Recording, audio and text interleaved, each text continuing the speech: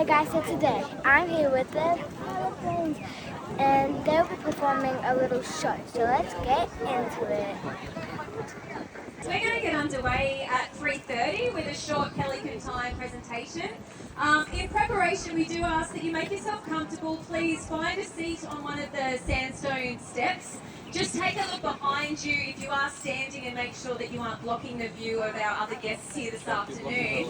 Those of you in the front row, you do have the best seats, but you do need to be prepared for a little bit of wind action. They do get close. Fish guts tends to spray in the wind. So yeah, just keep that in mind. You're absolutely welcome to stay seated, but we will get underway in around 10 minutes time with our Pelican time talk this afternoon. Thank you once again for joining us.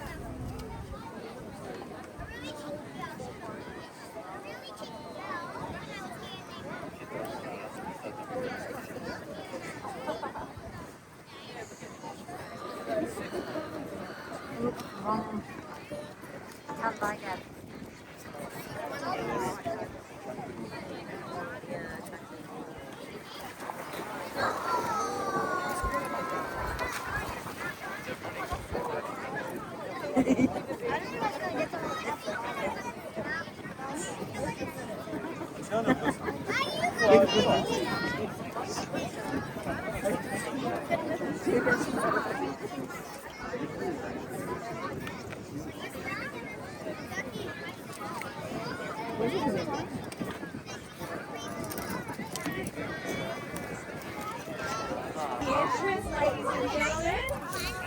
If you have just joined us, please make yourself comfortable. We do ask that you remain seated for the duration of the presentation today.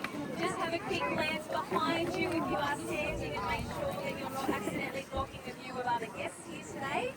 Before we do get underway, I would just like to acknowledge the traditional owners of this beautiful sea country that we're on today. We wish to pay our respects to elders past, present and emerging, and extend those same respects to any Aboriginal and Torres Strait Islander people joining us here today.